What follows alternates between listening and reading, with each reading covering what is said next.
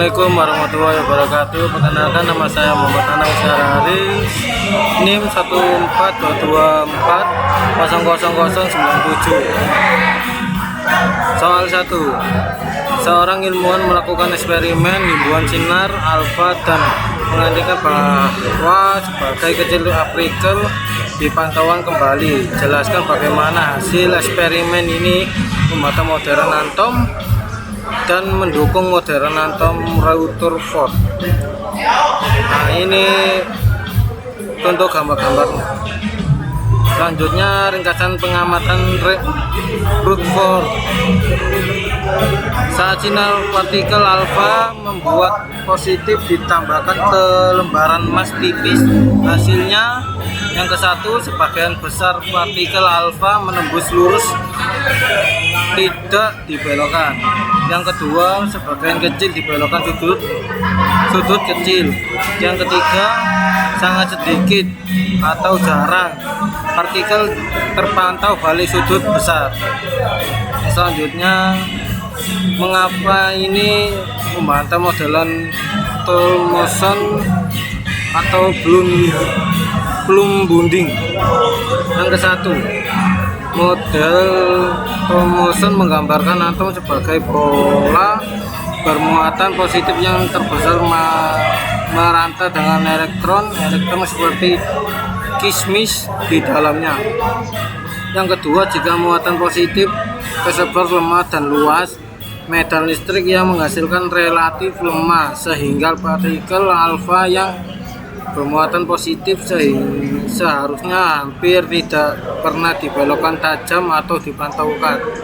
Yang ketiga, observasi adanya pembelokan tajam dan pantauan berarti ada konsentrasi muatan positif yang jauh lebih kuat dan terorganisasi tidak konsisten dan modern termon.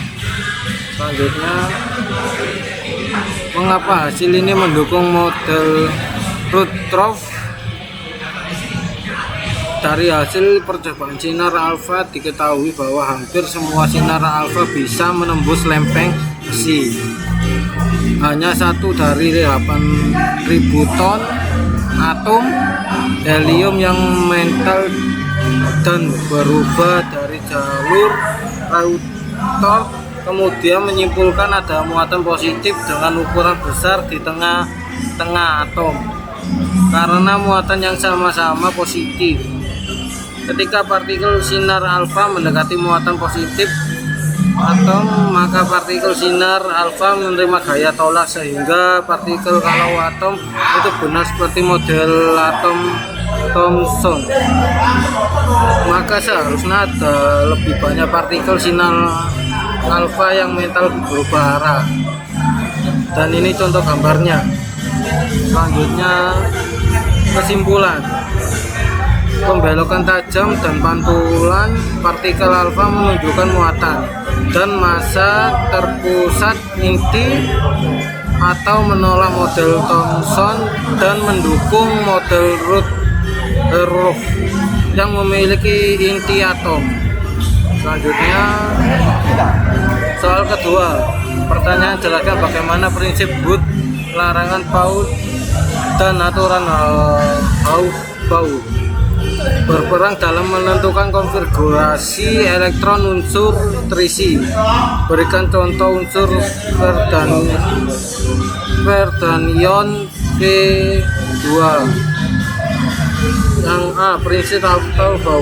Prinsip Aufbau mengatur pengisian elektron akan secara bertahap menimpai suatu orbit dimulai dari kulit di tingkat energi paling rendah.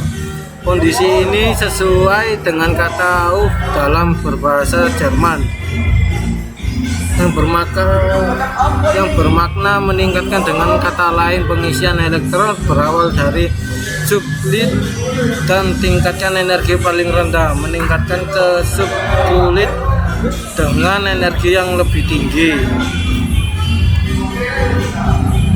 Pengisian elektron akan beralih ke subkulit. Berikutnya, setelah kristal subkulit berenergi rendah terisi penuh. Pengisian elektron terjadi begitu seterusnya sampai semua elektron dalam atom menempati orbitalnya. Berikut adalah gambar urutan tingkat energi untuk pengisian elektron berdasarkan atau bau dalam aturan konfigurasi elektron SPDW. Dan ini gambar-gambarnya dari 1 sampai 7. Yang B, aturan Hooke. Aturan Hooke digunakan pada saat elektron menempati orbit-orbit pada setiap subkulit. Kaidah pertama kali dikemukakan oleh Friedrich Hooke yang merupakan seorang ahli kimia Jerman. Pengisian elektron menurunkan kaidah Hooke dalam aturan konfigurasi elektron SPDW tidak akan berpasangan sebelum orbit suatu di subkulit sudah terisi penuh. Elektron akan menempati orbit dengan arah yang sama terjadi dahulu setelah orbit dalam subkulit terpenuhi oleh elektron dengan arah yang kemudian elektron akan mengisi orbit dengan arah berlawanan sehingga sebuah orbit akan terisi penuh oleh 2 elektron dengan arah yang berlawanan. Arah elektron yang menempati orbit dijelaskan dengan di bidang kuantum spin arah. Arah putaran elektron yang searah jarum jam memiliki nilai S tambah 1 tutup kurung di atas, sedangkan arah putaran elektron yang berlawanan arah jarum jam memiliki nilai S min 1 berlawanan dari bawah. Selanjutnya lihat contoh pengisian elektron pada subkulit yang benar. Contoh salah berikut suatu aturan konfigurasi elektron pada berikutnya. Orbit P. Nah, ini gambar yang dicontohkan. Dengan demikian pengisian elektron mengikuti aturan bahwa setiap orbit menampung maksimal 2 elektron. Dan spin berlawanan elektron akan berusaha tidak berpasangan dahulu menjaga kestabilan energi atom. Larangan Pauli pertama kali disampaikan Wolfgang Pauli bahwa dalam suatu sistem balik atom menampung molekul tidak ada 2 elektron yang mempunyai 4 bidang kuantum yang sama, atau dapat dicapai bahwa setiap elektron dari suatu atom molekul selalu memiliki 4 bidang kuantum yang berbeda. Bilang kuantum adalah bilang yang menyatakan kedudukan atau posisi elektron dalam suatu nilai. Ada tempat bilangan kuantum yang digunakan untuk menyatakan kedudukan elektron. Keempat bilangan kuantum disebut meliputi bilangan kuantum utama N, Aziz, I mengetik atau M, dan spin S. Contoh V dan ion V2+. Penerapan pada besi V Z sama dengan 26. Jumlah elektron menetralkan V26. Konfigurasi menurut Bau V netral AR 4S pangkat 2 3D pangkat 6 inti AR 16E sisanya 8 sampai 4S pangkat 2 3D pangkat 6 total 26. Distribusi elektron 3D prinsip Hooke 3 diisi pertama 1 per opsi 5 orbit 5 elektron, lalu elektron ke-6 berpasangan di salah satu orbit menghasilkan 4 elektron tak berpasangan pada konfigurasi spin jumlah Unpret 4. Pauli memastikan setiap orbit yang berisi 2 elektron memiliki pasangan spin berlawanan. Contoh V dan ion V2 pangkat plus Yang V2 pangkat plus diperoleh hingga kehilangan 2 elektron. V netral, elektron yang hilang berasal dari orbit 4s terdiri dahulu meskipun 4s diisi lebih dahulu. Energinya saat ionisasi membuat 4s lebih mudah kehilangan elektron.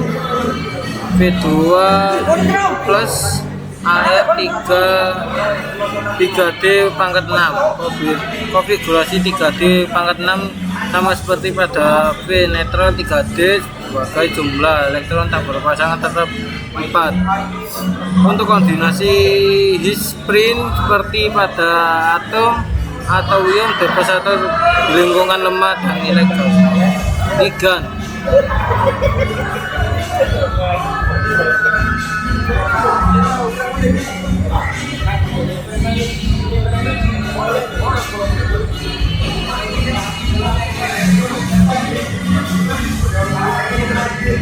Terima kasih atas pendengarannya. Mohon maaf jika ada salah kata.